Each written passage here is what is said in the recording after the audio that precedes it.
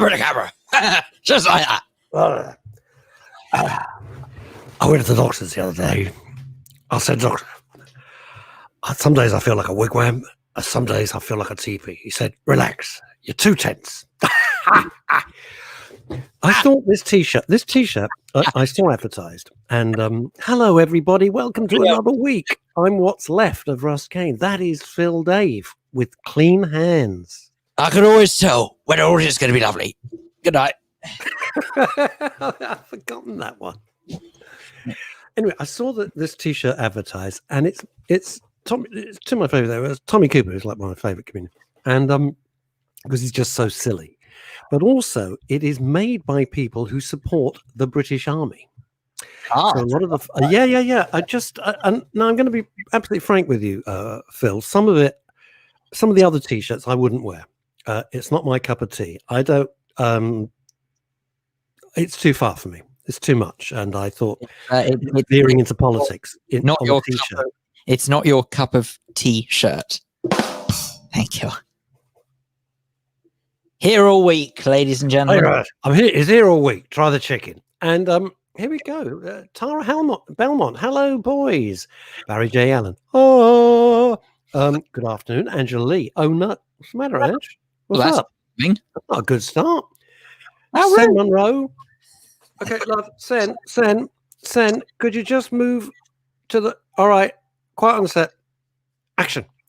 And then, of course, Eve Phantom. Crazy name, crazy girl. And Paul Claridge. Good afternoon, everybody. We don't know if he's up. It's always exciting with Paul. You don't know if he's up a ladder, handing out newspapers. You don't know what the hell he's doing. As long as he's here and he's with us and he's safe and he's healthy, that's all we care about. I always have an absolute admiration for Paul's, well, should we say optimism? Good afternoon, everyone. Yes, it's nice. Anyway, so I thought, well, I'm going to support this because I the British Army and the British troops and everything will always get my support. And so I spent a lot of time working with them with the what was the Army Benevolent Fund, which became the Soldiers Charity. Ask me why they changed the name of the charity from the Army Benevolent Fund to the Soldiers Charity, Phil. Guess. Russ, why did they change the name from the Army Benevolent Fund to the Soldiers Charity? Because research showed that they didn't understand what the word benevolent meant. Not kidding. Because I used serious. There's a change of the Soldiers Charity. They're so bright. Those guys, they're amazing. I spent a lot of time with those guys. Russ. And, wow, what's up? Russ, what does benevolent mean? It's what I'm not to you. Think how I am with you. That's not benevolent. So happy. So I've just put this on. I've literally just put it on a minute before the it's got that new t-shirt smell, which sometimes I like and sometimes I don't. Ed Grossman, good afternoon to you. It depends what part of the world it's been manufactured. Well, I don't know. It's probably come from Wuhan province, and I'm probably going to not make it through the show. God forbid. Right. Okay. Here's the thing. Phil and I were having a little chat before the show. We weren't organizing anything. We were just chatting. I know. It's amazing. With 5 minutes to spare, you'd be forgiven for thinking that we'd actually would put some thinking caps on and start talking about what we do. No, we just gas. We just bitch at the world, to be honest. Oh, this is interesting. Ed Grossman, Russ, has automatic notification of MRS stopped? Oh, the short answer is it shouldn't have done. Phil would know. Phil would know. I have to tell you, it's amazing how much Facebook has changed, because it's also a case now that I can't see where the heck one does a watch party anymore. That's changed again. Oh, is that gone? I think that's gone again. So, I mean, I'm not entirely sure what's going on. I don't know what they do. I have no idea what they keep changing. Why do they keep dicking around with it? It was fine before. I don't actually. I'm not crazy about the new. I find the new Facebook look. Oh, come on, Canal. That's low. Man, that's low.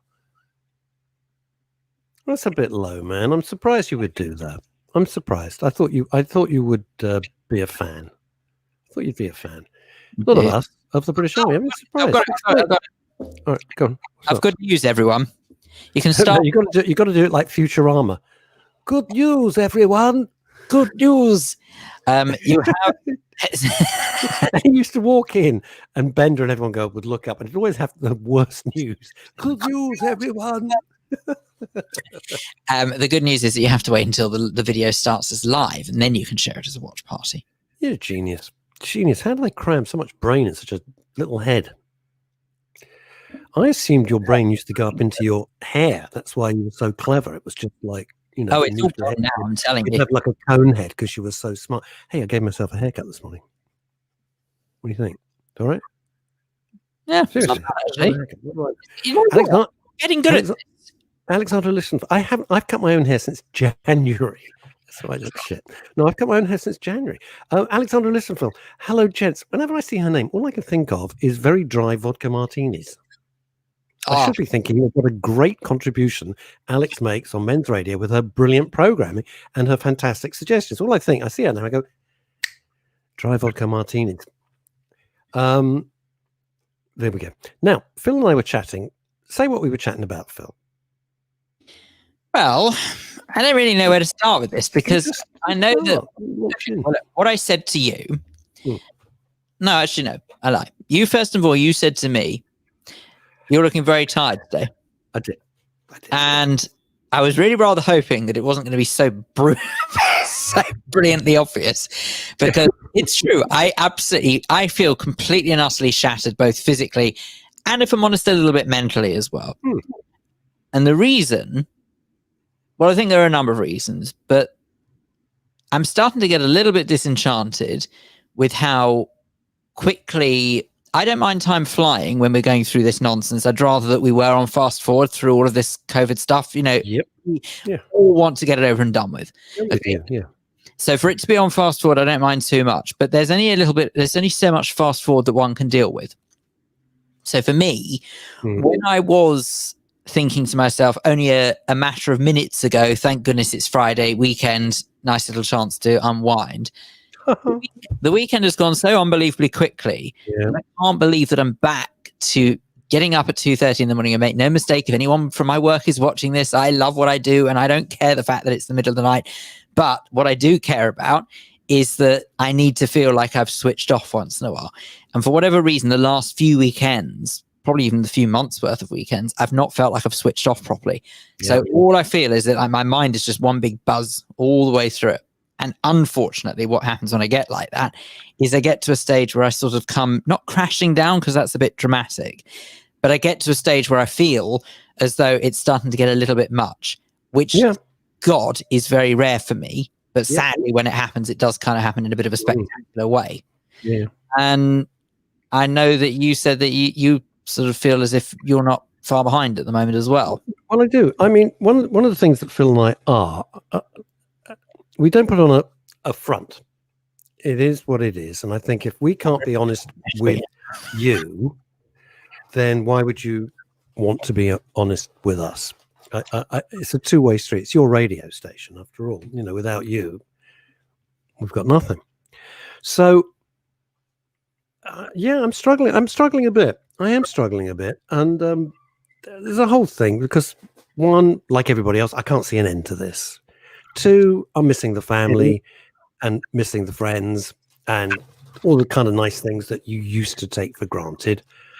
Three, like everybody else, I'm sick of walking around like I'm diffusing a nuclear bomb in a movie, you know, and you got like three set, you know, everything you think, should I touch this? Can't I touch this? I got to use my elbow. It's kind of wearing. I know it's a way of life, but it's like, oh shit, another day of this. You know, there's a door handle, there's a this, and there's a, and it's worrying, and it's tiring. I don't think we're able to switch off, which we can't. And I've got a stupid thing. I'm going to share this with you. I've got a very when I moved house and I downsized, I moved everything into a lockup. Into a storage area, huge. It's ridiculous. And we went there yesterday to try and find something, and just looking at it was like standing at the bottom of Everest, thinking I have got to clear all of this, and there are hundreds of boxes, and I don't know what the hell's in any of them. So we opened up a few, and it was full of stuff from the past.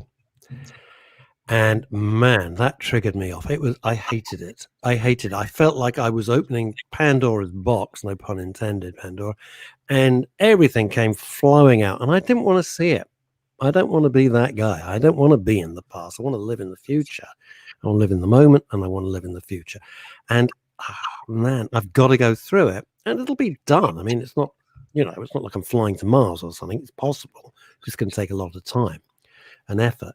But I hate going through stuff and the photos. I loathe it. I absolutely loathe it. I just want to I can't throw them. Of course I can't. That would be terrible. But I don't want to live there.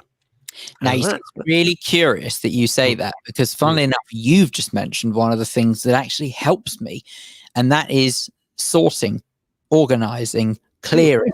And actually, I find that even though, yes, it can be quite traumatic when you're going through box, because obviously we not so long ago moved house, so we boxed everything up and started going through a whole lot of old stuff that was in the loft. And then when we decided that we couldn't go through a whole lot of old stuff, we just put it in boxes and packed it away and thought, oh, we'll go through it another time. And I have sort of slowly but surely been going through all boxes and dredging up the past. And okay, yes, it's been a bit unpleasant sometimes, because you just think, wow, that seems like such a long time ago. Things along the lines of memories of my grandparents who are no longer around. Because you were very, very close to your grandparents, especially your grandmothers. Yeah. And in particular, I think what makes me a bit flat is that tomorrow marks, let me get this completely right, tomorrow marks 19 years since one of my grandmothers died. So that's another reason why this, I think, is the reason why I'm behaving a little bit the way I am. I just think it's an accumulation of a lot of stuff, and I feel like all I'm hearing is bad news as well, which is so silly, because there is lots of good news out there. You just have to look for it. But for me, I know that it's not great news at the moment that one of my friends has gone back into hospital feeling suicidal, which, okay, great. You could say. Well, I want to talk about that later. Let's just deal with what we're doing, because I've written about that this morning on my Facebook and Twitter pages. Fine. With regard to you as well. Okay. So we'll go on to that in a minute. That later, but at least the point is that he's getting help for that. So that's something. One of my cousins who I'm very close with is not very well at the moment. Don't know what the problem is. Dread to think what the problem is. Hope to God it's nothing serious. So it's all of this sort of bad stuff just building up and up and up and up and up. And I'm just thinking, you know what? Just leave me alone. I want to go back to bed. Leave me alone. However, you really do have to. If we've learned, how come he gets one? She's always preferred you. She's always preferred you over me. So obvious. That's a bit Alex, I'm hurt. I'm hurt, Alex. I'm a bin it and burn it person, according to Mike. Wow, Chris, does that I tell you what, I hope Mike never pisses her off, because they'll never find him. They live on a farm. They'll probably shove him into the shredder and then burn the whole thing. Wow. No, I'm not speaking to Alex now. That's it. She's done. She's history with her asymmetrical hair and huge glasses. Alex just got back from the tip. Most satisfactory. Now, here's another thing, right? We went to the tip because we had a whole load of crap to get rid of a few weeks ago. No, you can't come in. I said, but there's nobody here. We've got an appointment. I said, what do you mean, have we got an appointment? There's nobody here. This tip is gigantic. We drive up a huge ramp. I mean, it's huge. Fast. Down in South London. And no, you got to have an appointment. I said, why? Look, there's no one here. Can we just please don't? No. Don't make things harder than they need to be. If we're trying to recycle and get rid of all this crap, help us. Don't bloody put things in a way. Melanie Hutchins, I'm starting to think it's probably best to dump the past. I'm with you. We're not going that way. I'm getting ready for a massive clear out, and I'm struggling with what to dump. Everything. It's like, here's the truth of it. And I'm the worst. So why I should even discuss this, because I am crap at this. I'll be absolutely honest with you. But if you haven't used it for a year, you're not going to use it. You don't need it. It's gone. Finished. It's gone. What do you need it for? So dump it. LP Hartley got it right with his great line. The past is another country. Oh, yes, that's right. The past is another country. They do things differently there. The problem is, though, it's very easy to say forget the past and live for the now. But the truth is that now and the future, you can't. But now and the future is and I'm not just talking about COVID, by the way. Let's pretend COVID was never invented. But the point is that if you look at the here and now or the future, you don't know what's to come. It could mean anything. The past is the only thing that's certain because we know what happened then. You know what's in the past. So it's very easy, frankly, to say what has sort of happened and dwell on that. Because do you know what I mean? It's certainty. Oh, Dave Sleet, you're watching. Help me out because you're much better at wording these things than I am. That's a great thing. Put that quote up. Dave Sleet, who's such a been so supportive of men's radio. We are all grieving the past. Wow, isn't that a terrific saying? Simon Buckman's off to play with horses in Berkshire. Safe journey. Horse language. I think for my well-being, says Melanie Hutchins, it would be everything. Yeah, Melanie, you're right. I hate it. I hate sifting through all the photos and everything. It just makes me realize time is passing and people you've lost, and you look at your relatives and Jesus, it's not good. It's not good for my head. It's not good for anybody.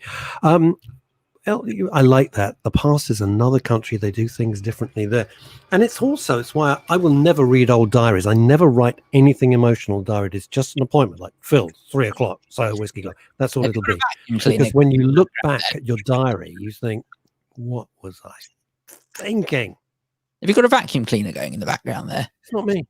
It's I've no idea. It's probably street cleaning. We have very clean streets down here. Yeah, know what I mean. Alexander Listenfield, the emotional past is very important. The crap we hoard is not. True. Very, very true. Yeah, I don't like the emotional past either. Oh, and also, to top off today, one thing I'm really hacked off about, and this sounds so trivial, but I mean, this is kind of sort Piers Morgan by any miracle? No. Oh, okay. I don't give a lot of time for him, but the main reason I'm hacked off is not the main reason. That's ridiculous. This is not the main reason. One of the reasons I'm hacked off is that on the way home from work this morning, I decided to pop into one of my favorite fruit and veg shops in Golders Green. And open? Open at 6 in the morning? It's open at 7. So by the time I got there, it was open. So went in there, went to go and get some of these amazing fruit and veg. Loved it. Great stuff. Anyway. Where is this shop? In Golders Green. What's it called? Leon's. I flipping love it. It's absolutely amazing. It's like a wonder emporium for me. Did you pop in and get a new bra in Frank's? Funnily enough, they weren't open. Otherwise, I might. Okay. But anyway, who only knows? What it is? It's an army helicopter. No, joking aside, it's a helicopter. I recognise the jet engine noise. I see. Anyway, so no, when I was in there, I decided to go and get some fruit and veg. I was going to start the week off. I'm going to be very healthy this week. I'm going to make myself good idea. A massive batch of soup, and because soup's a comforter, isn't it? I mean, even if the weather's warm, it doesn't matter. It's soup. It's just some sort of comfort food. Anyway, normally, if I say so myself, I can make a bit of a mean soup. I'm not bad at it for whatever. Like 1 bean and half an ounce of liquid. That's a mean soup. For whatever reason, for whatever stupid reason, sorry, there you go. For whatever stupid reason, it went horribly wrong today. I've got a new large saucepan. I know it sounds really silly, but we've got this massive saucepan now that's one of these like commercial sized ones. Make a vat of soup, and I thought, yes, I'm going to put it to the test. Put it to the test, and I put too much water. It's the runniest, most disgusting soup I've ever tasted. It tastes like. You can thicken it up. Wow. Like the ice cream van. Oh. It's exciting, isn't it? Never a dull moment where you are. Good Lord. Do you know what? Never. You always know when it's the weekend because the police helicopters are hovering all of Saturday and all of Sunday. Never goes away. Now, interesting things. Stephen Marsh, the issue is as soon as you dump something, you realise all of a sudden you need it. You don't. No, I'm not sure. You know what? You don't. Are you ever going to use it again? It's shit. You don't need it. I just don't think you need it. There goes my poker game. Sen, why is your portrait? What do you call it? Your image.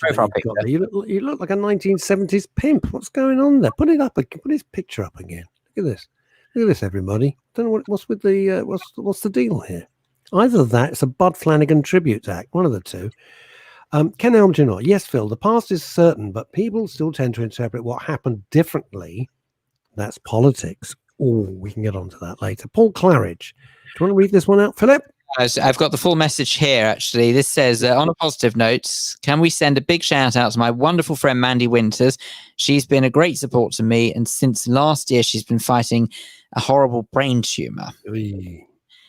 Maybe I should stop whinging about soup. Stop moaning. Stop clutching. She's been in hospital about soup. She's got a brain tumor. Let's get it in perspective. Oh, I know totally. I promise you, it's promising. True.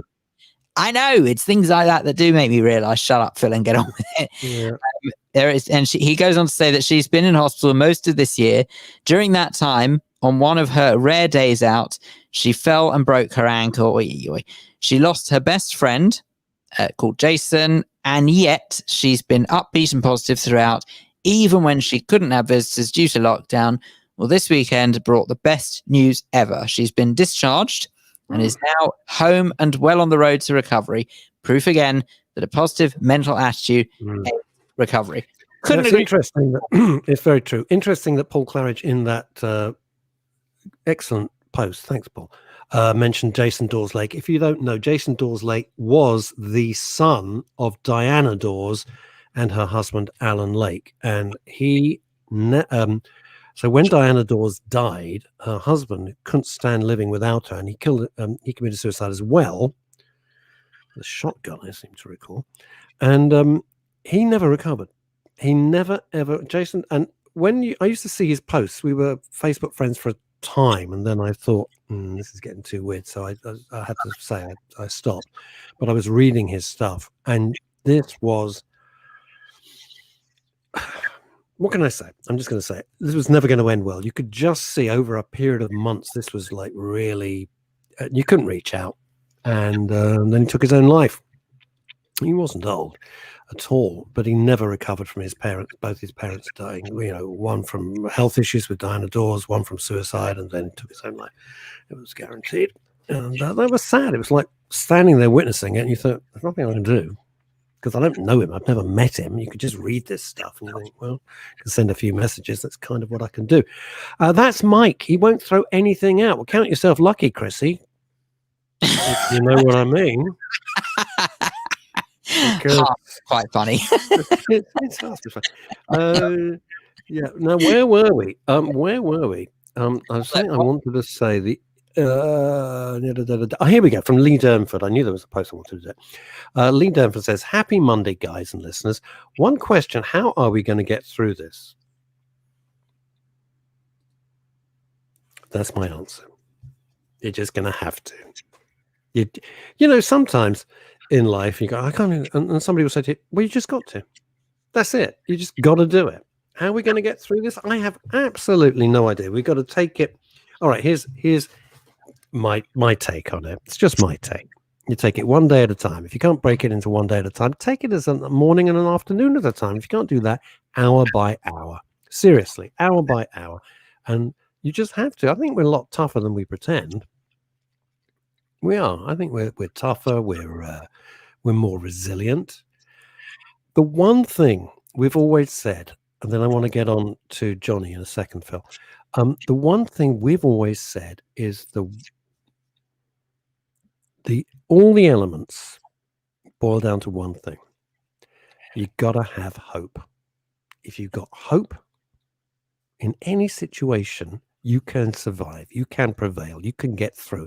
If you've got hope, it's when people lose that sense of hope that you have real problems, because you can't see an end to it. You can't see your way out of it. Whatever it might be, financial difficulties, emotional difficulties, relationship difficulties. If you've got hope, it's okay. And that was, going back to what I was saying, that hope was the very last thing to come out of Pandora's box in the Greek myth. The hope was the last thing to be taken out. And we're not in a hopeless situation. We're not in a, it's not good. The numbers are rising again. But you got to have hope. But can we put that to actually, whilst we're on that very subject, because I'm getting really annoyed that people don't talk about this, because the numbers rising is not a coincidence now. Okay. It is so obvious that in the couple of weeks that children have gone back to school, that the number of cases have risen. Of course it's going to rise now. because one of the biggest germ pits has become active again. That's where most colds and flus are transferred in. Yeah, they do. The little kids, they've got snotty noses. That's what kids do. They're children. They're babies. I really, really hope that from that point of view, we get a grip on perspective here, in so much as I recognize the case numbers are going up. Obviously, that's a good thing. But no one says why the case numbers are going up. And it cannot be a coincidence that in other countries where schools have gone back before our schools have, that their numbers have risen. And now that our schools are going back, the case numbers are rising. Don't panic. As they say in Dad's Army, seriously, I don't see this as a reason to... They also say they don't like it up them, Timmy. Now, here's the thing. You don't think exception to every rule. I said it. I absolutely think that this is a reason to start sort of going into some sort of meltdown, thinking, oh no, this is coming back in, because it's kind of obvious why it's starting to creep up again, and I just hope that people... I'm going to read Todd Chartfield's thing in a minute, but I'm going to put you on the spot, Phil. I am. One of our favourite guests is... I'm not going to get into politics. I do not want to get into politics. I just want to get into the general thing. Right. One of our favourite guests has been Denise Welsh. Denise has been on our show at least three times she's been on, and very popular guest she is with many of you. And all hell has broken loose on the Twitterverse, because she's arguing one side of the case, and for whatever reason, I would love to ask him. Piers Morgan, who I'm going to have words with one day, he hates her. I can't dress it up any other way. He obviously loathes her. Now, I've met Denise loads of times. She's a charming woman. She's genuine. She's out there. What you see is what you get, which, believe me, for an actress, I'm not generalizing, is pretty rare. But, you know, she's a very nice person and good company. And I just wonder, is it smart for, and also now what's happening is that scientists and doctors are saying, look, you may be, not to her, but generally, you may be a celebrity, but you're not an expert. Could you just shut up? I'm kind of paraphrasing, but you get the point, right? Where do you stand on that, Phil? I'm just curious. It's a huge issue. Should we listen to the professionals, or do we listen to the likes of, and I'm picking at random Denise, or I've asked her to come on the show, but she's very, very busy in there. You know, what do you do? Well, I have a very simple premise, which seems to serve me quite well. It's that I'm a law-abiding citizen. And with that in mind, if government guidelines state one thing, you do what the government tells you. You might not like it. In fact, I can hand on heart say I hate a hell of a lot of what the government's put in place through this COVID crisis. Absolutely hate it. I fundamentally disagree with so much of it. I can't tell you. No, I know. But I abide by it because that's what laws are there for. No one's above the law. And frankly, if you think you are above the law, you're an idiot. It really is as simple as that. Either you have rule, we've got rule of law, or you're an anarchist. And if you're an anarchist, you've got a problem because you're affecting everybody, and it's selfish. Let's just try and get through this thing. Paul Claridge, I agree, Phil. I agree with Phil. The numbers are rising, and it's no coincidence that the schools and colleges have gone back. Perhaps kids and students should be, what's this say? Mandated to wear masks. Now, they are, to be fair, I think they are in high schools in particular. I think it's senior schools and over. So any students who are middle school or senior school and over, they are told in no uncertain terms that when you are in public areas such as corridors and playgrounds and stuff, you have to wear your face mask. And you know what? I got to be honest, I'm actually quite surprised at the number of school pupils I've seen walking to school where they absolutely don't have to cover their faces, and they have got face masks. An awful lot don't, let's be honest. But I'm pleasantly surprised that quite a few of them do. So, and now, Alex, seriously. No, I was just to say there obviously are some of those who are taking it seriously. Yeah. Alex Listenfeld, one of our key members in Men's Radio and Women's Radio. My father, the great Jimmy, is an extraordinary bloke. Really is. I met him and I thought, wow, if I'm like that at his age, well, it'll be a miracle I'm still alive. My father says that the government is listening to the scientists too much. The economy is far more important. Well, this was Phil's view from day one. They've killed the economy. it could take decades. Honestly, I think it could take decades to try and bump back from this. Do you know what really jump started again? No, well, I mean, let's put this into perspective, shall we? Yeah. 2008 financial crash was one of the worst that this country has seen for a very, very long time. Since the 20s. In the last year, we had just started, not this year, in 2019, we just started seeing the books balance again. We just started seeing signs that the economy was getting stronger. So think about that. From 2008 to 2019, so 11 years it took us to get over that. Well, that's why I use the word decades. You're not going to get bump started in 2021 is going to be fine. This crash has been declared the worst ever. So if 2008 was one of the worst, 2020 the worst ever. Put that into perspective and think how long it's going to take for the economy to recover. It could well take 1 or 2 decades. But let's just survive it. Can we also say as well, by the way, on a positive note, that Katana, hello, says hello and thank you for your positive vibes. Well, I hope that wasn't postmodern irony. I can't help but think this is a new meaning to the word positive that we weren't previously aware of, but I thank you for saying so. No, it's very nice, and thank you for being complimentary. Ed Grossman, good point. Russ, if we didn't have the plague called social media, the peers issue would not exist. Well, it is. It's a lot of it's crap. But then again, if we didn't have social media, we wouldn't have this program. So you got to be careful. What I said was a lot of it's garbage, and a lot of what goes on there is absolute rubbish. You know, if it was the old days, they'd be writing letters in big, peculiar writing in green ink, and you'd say, "Whoa, I'm not listening to this person." Yeah, Alexander Lichtenfeld's father is 89, and he's like a guy in his 60s. He's unbelievable. He takes each day. Stephen Smith, the Stasi. Now, what is that? Oh dear. Ed would be off now. Ed would know. This is his area. So tell me. Ed, you can always phone up, by the way. You can always phone into the show as well. Phil, just get straight on the show. You can always phone. Always that. COVID marshals. What a load of... Oh, Jesus. More clipboards. That's what we need. More clipboards. Do you know what I would love? And I really think that this would be a massive help.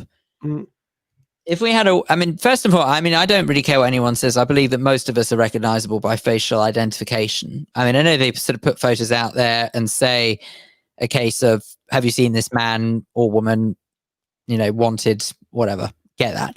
Honestly, wanted, dead or alive.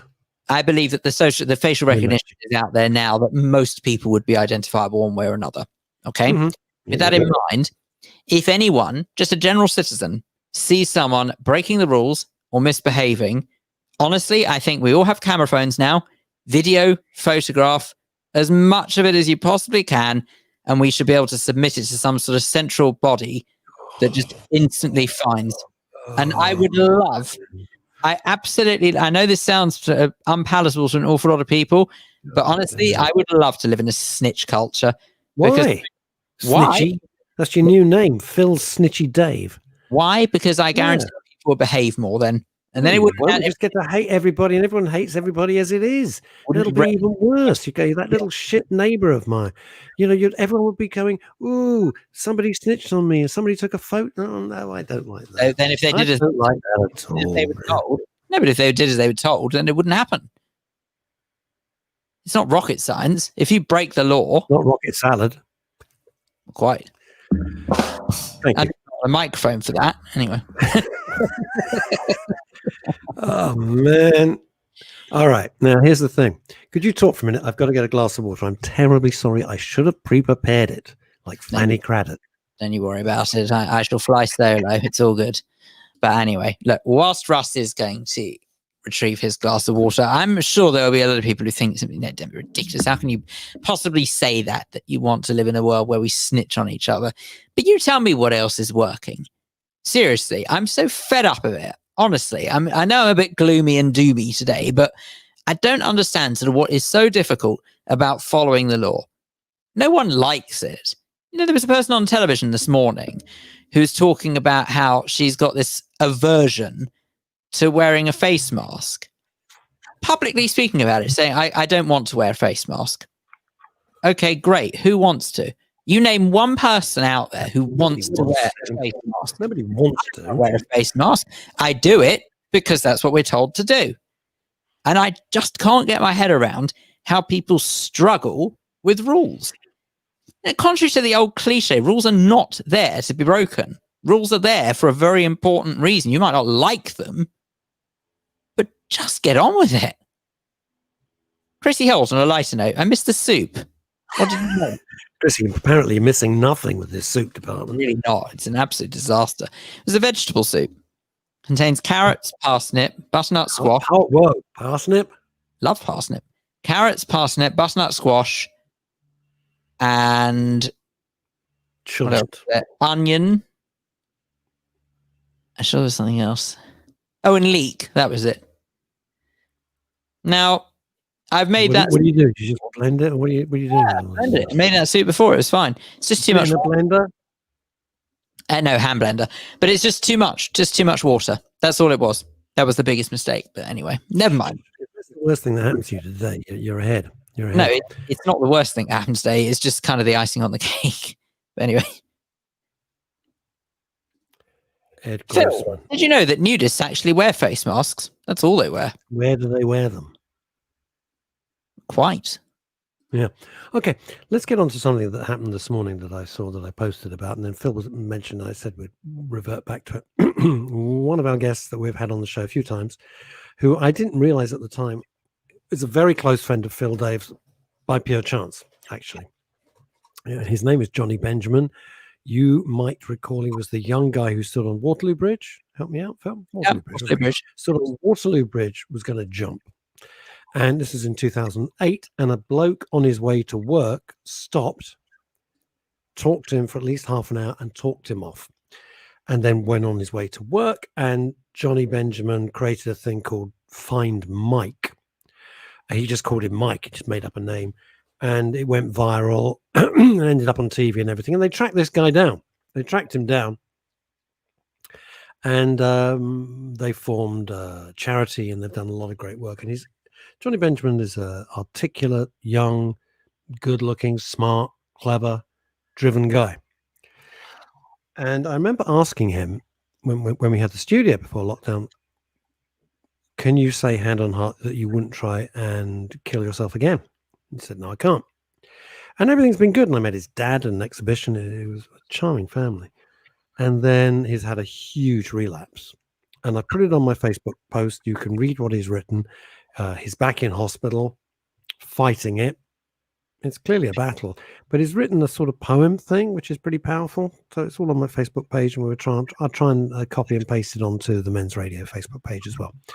But that's it. Anyway, but Phil knows him far better than I do. He's known him for years. I didn't realize. Yeah. Well, how long have you got? I mean, the truth is that, how long as you want. Well, look, the truth is that no matter how long I've known him for, which I calculate it being about 12, 13 years, something like that. It's really strange how I pretty much found out at the same time as everyone else. And this is, if I'm honest, one of Johnny's biggest problems. And even now, this is going to sound so stupid and so selfish, but I'm just going to put it out there because frankly, this is how I feel. For someone who acknowledges and recognizes themselves as a good friend and claims to be such, and I consider a good friend, and I hope vice versa, it's absolutely staggering the number of times that I find out that he has relapses at the same time as everyone else. And even if it's not the same time, it's just a bit before, right? He put this on social media possibly moments after he messaged me and others in a group. And even then, I understand why he did it. He messaged us all in one group, which I totally get that. That's fine because it's actually for health reasons, for safety reasons. He's not actually allowed phone chargers on the ward. So he's only got limited battery on the phone. So he has to keep the phone off. I ask a stupid question. Why is that? Because it's a wire. It's a wire. Okay. Mm-hmm.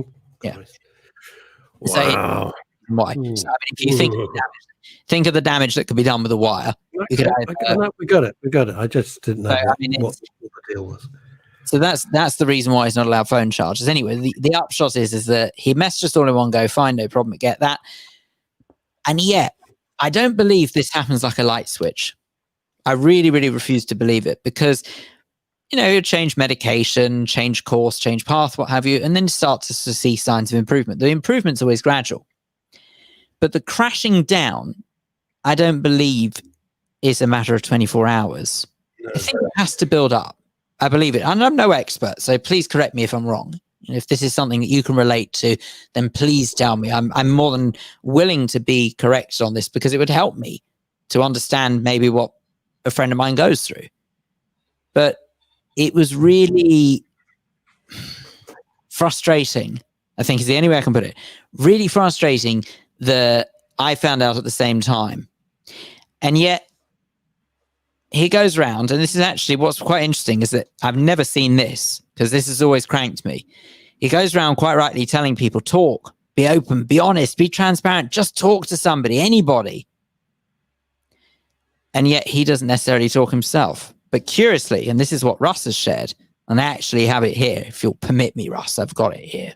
Go ahead. Sure, please do. It says, this is what Johnny posted over the weekend. He says, I'm not well. There, I've said it now. It's taken me a long time to bring myself to say those 3 words. And yet for the past few years as a mental health campaigner, I've been preaching on and on about being unashamedly open and honest to anyone who and everyone who would listen. I feel like such a fraud.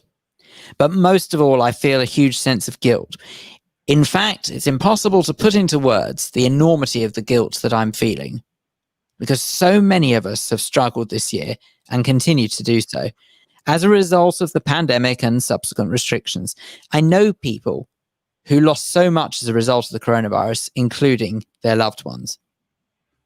Now, okay, yeah, we all know. I think we all know somebody who's known somebody who's died, if we don't know them directly ourselves. Yeah. Okay, but life, this is the point. Life does go on. Whether we like it or not, things will still happen. Exactly the same way that Russ, you and I have both said that we're sort of feeling a bit rough at the moment. We can't put that on hold just because the coronavirus is going on. It happens whether we like it or not. Life does continue. It might not necessarily be made easier by this, but more the point I was going to make as far as this is concerned is it's really interesting the way that Johnny actually recognizes the hypocrisy behind it, as it were, is that he encourages people to talk, and yet he, honest to God, is one of the worst at talking. Well, let's just delve in. Let's just delve in here for a second. the sub headline of Men's Radio Station is "Where Men Really Talk," and I know I may bang on about it, but the whole idea is that men bottle it up, which has led to the suicide rates in the UK being 80% men, 20% women.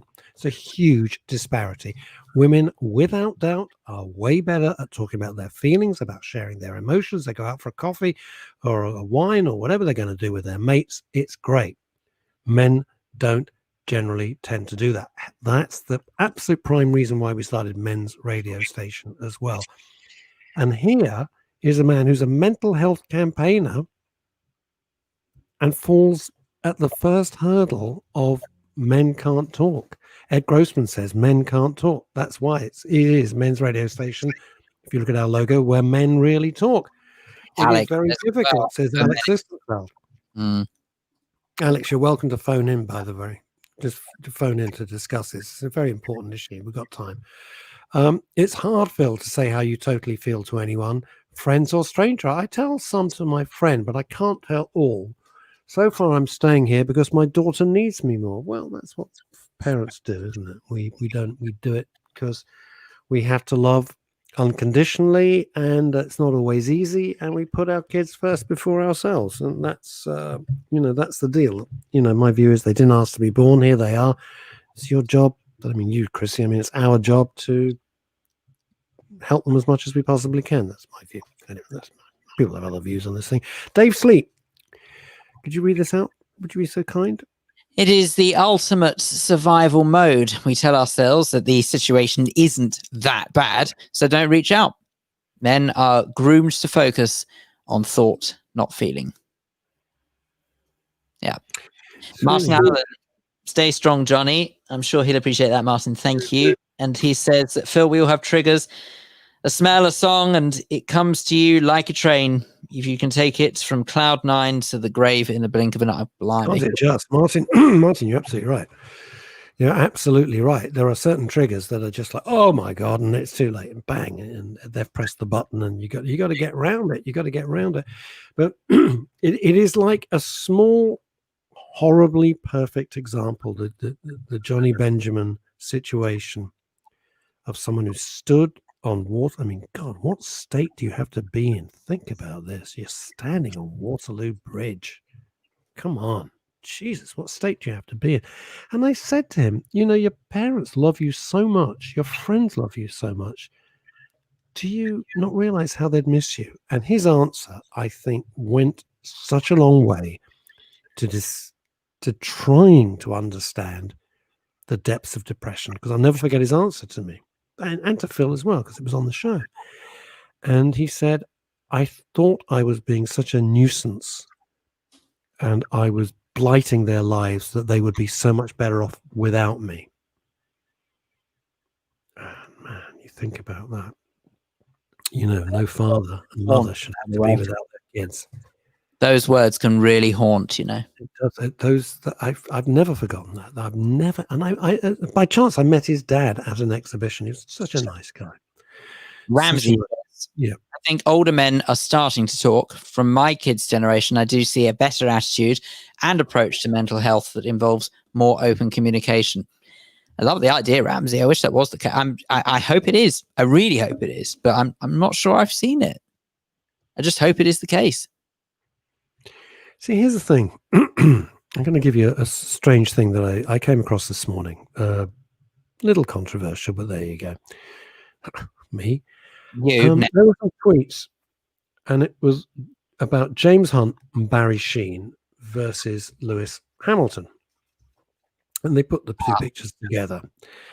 I'm not a Lewis Hamilton fan, to be honest with you. Really? Straight up front about it. No, I'm not. Never have been. I've never been a fan of Lewis Hamilton because I think he's had a charmed life of just being given. He's an excellent driver. Don't forget. I mean, I'm not decrying the fact he's a very good driver, but he's always had the very best cars, which kind of helps. And I still think Ayrton Senna was a far superior driver and would have left him standing on the track. Neither here nor if they were in equal cars. All right, that's my Formula One thing over and done with.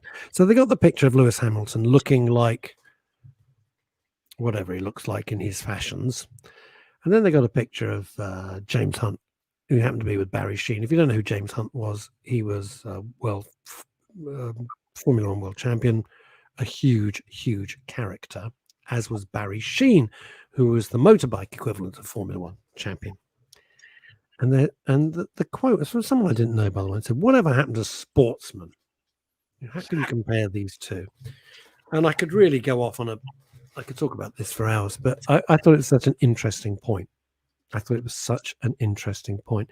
Do we, and I'm linking this back to the whole men don't speak, because if you took two more alpha males, you couldn't find any more alpha males than James Hunt and Barry Sheen, without a doubt.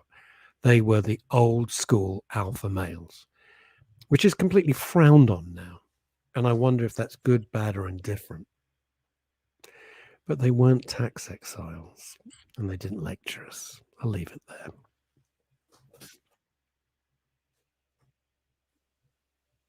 You going to speak? Well, without necessarily wanting to go down that particular route. It's interesting how you kind of can't have one without the other. Maybe. I don't know. So would somebody like James Hunt and Barry Sheen, who were two sporting heroes for me, would they come on a show? You say we had a magic time machine, we could get those guys on. Would they think that we're ridiculous and that it's all namby-pamby nonsense? Or would they understand? What do you think? I think that's kind of my point. I believe that old school attitudes are just that. I'm not completely convinced that old school attitudes have disappeared altogether. Far from it, actually. I think we are getting better, but to make such a dramatic change to the way that we think about life is probably going to take a couple of generations worth. I was watching last night. It's interesting you say that, because I was watching last night, because of my insomnia, a brilliant documentary on a magnificent motor racing driver called Mike Hawthorne, which would mean nothing to Phil, I know. But Mike Hawthorne was the very first British person to win a Formula One World Championship. Never been done before. Remember, Formula One, the championship only started in 1950, and Mike Hawthorne tragically killed in a stupid accident on the Guildford bypass. He wins all these incredible races in Ferraris and Van Walls, and well, BRMs and Van Walls weren't going so well, to be honest with you, but the Ferraris and stuff. And then he crashes his Jag on the Guildford bloody bypass. You think, Christ, how does that work? Anyway, there we go. It was really interesting, and he was he was that sort of tweed cravat. He used to race in a bow tie in the 50s. How cool is that? Just cool. I feel like that's the kind of thing I'd do if I got into you would be like Mike Hawthorne. You had a bow tie, and if he wasn't have a bow tie, he'd have a cravat. He wore tweed jackets. He always looked the business, and he was a hell of a ladies' man. I mean, James Hunt and Barry Sheen. Jesus, but. Is that such a, it's like, I'm conflicted here. I'm conflicted here. Can you see my conflicts? I admire them so much as sportsmen. And who would I rather meet and spend time with? Mike Hawthorne, Barry Sheen, and James Hunt. Would I want to spend time with Lewis Hamilton? No, he's of absolutely zero interest in me. I'd like to discuss rotor racing, but otherwise, as a person, he's of no interest in me at all. Yeah. I don't know. That's why I'm conflicted. I'm being honest. Like, I don't have the answers. No, I'm not sure I do either, to tell you the truth. As you can probably tell. I've never I know you're really quite quiet. And Ken Elmjanur, good point. They were alpha males in the Hemingway sense. Yeah. And absolutely Ernest Hemingway. And he's gone out of favor with the woke mob, and he's gone out of favor with the woke mob too. Well, he's a brilliant writer. It's interesting. I once went to Ernest Hemingway's house. Was he in? No, I once went to his house, and something very curious. It's where was it? Florida or somewhere? I don't know where it was. And all the cats in Ernest Hemingway's garden to this day all have 6 toes. Go figure. It's true. Absolute fact. Yes, absolute fact. Ernest Hemingway's got this house. So I went as a pilgrimage because I think he's one of the greatest writers. And it was I'll tell you what gave me enormous pleasure. I bought all those years ago his collected work of short stories from his actual house, and I picked up a leaf from Ernest Hemingway's garden. I put it in the book, and I kept it. And then late last year, one of the twins, Twin 2, as we call him, who at the time was studying English literature at Oxford, said, I'm kind of getting into Hemingway. I said, I've got all these short stories, and I bought it in his house, and I've still got the leaf. And he read it, and he just went nuts for it. He just thought it was absolutely magnificent. So it's interesting. The woke mob can go do one. They may not like his alpha male attitude, but he's a genius writer. And the woke fascists won't stop people from saying they're a talented writer. You may not agree with their lifestyle, but you can't take away their talent. Yeah. I can't take away Lewis. I don't like Lewis Hamilton. I can't take away his talent. I admire him as a driver. Of course I do.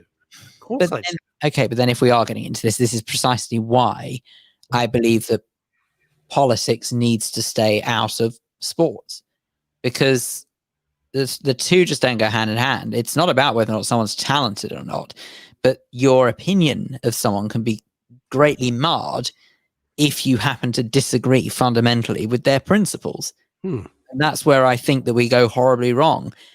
Just let sports be what it was meant to be. A pacifier. Let it be a bit of leisure where people can enjoy themselves, and it doesn't need to be blurred in with politically charged rhetoric that, frankly, not many people care about. The only people who care about it are the ones who make a noise about it. Oh, I'm so with you on that. The ones who make a noise are normally the ones in the minority. All right, I've got 6 minutes. I'm going to put my hand in the hornet's nest here because it leads on from Phil's point about saying, can we just leave sport? Can we just people just want to watch a football game and watch a road race? Don't want to be bloody lectured about other stuff. We just want to watch the sport. I got called into another radio station, which for the sake of convenience we called Talk Radio. Would I talk about Ashley Banjo? It's his real name, by the way. Ashley. His real name is Mr. Banjo. It's not a joke. I didn't know you were going to bring that up. Mr. and Mrs. Banjo. What's that? Say again? I missed what you said. Sorry. I didn't know you were going to bring that up. Now, Ramsey, hang on a second. Hang on.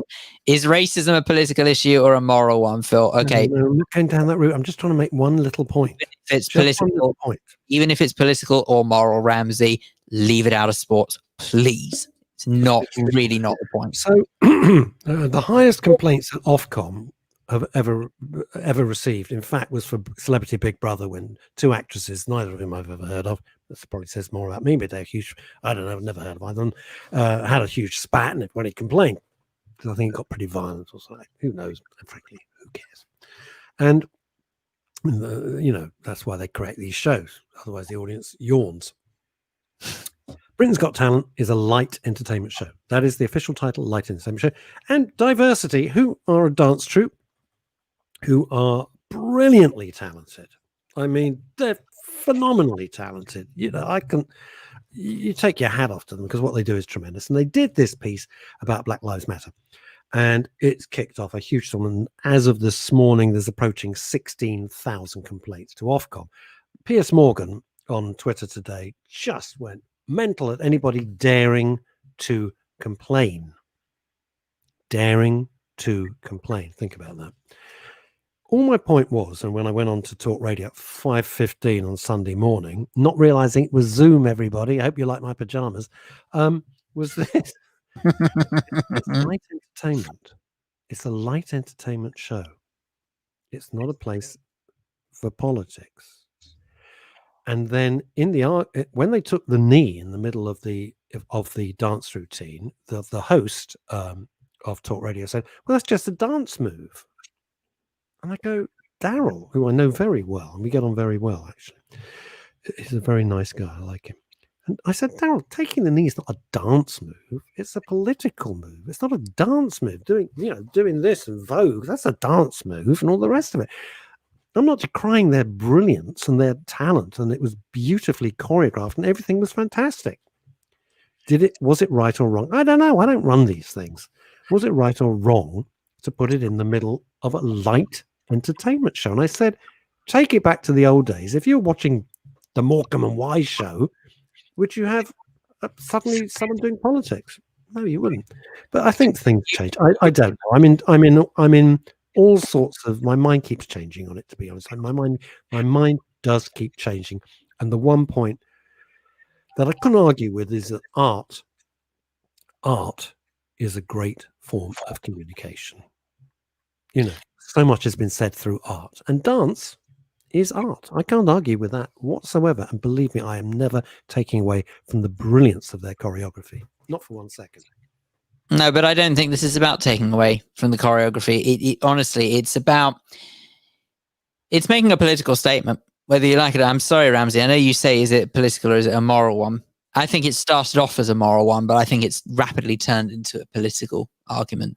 There's a difference, because I think where it was moral was people rightly saying that if a police officer is picking on somebody for the color of their skin, then it's abhorrent. But if that is the reason they're picking on them, I think you find it very difficult to prove that.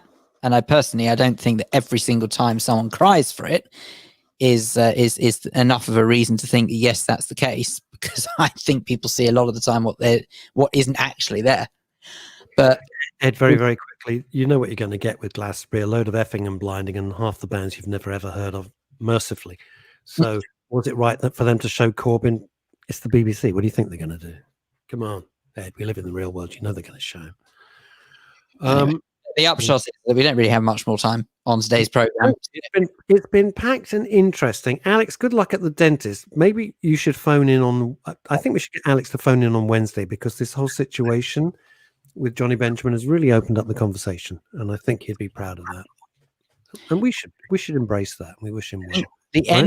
The end of Paul's message sums it up. We'll never really know the truth. There is more to that message. Please do read it. You'll see exactly what he's talking about. That is absolutely not the total of the message. To this day, half a century on, it still causes controversy and people still have two views about it. It's the Formula One thing, okay? Anyway, we will see you on Wednesday at midday. Goodbye, everyone. Thank you for your comments and thanks for listening. Bye.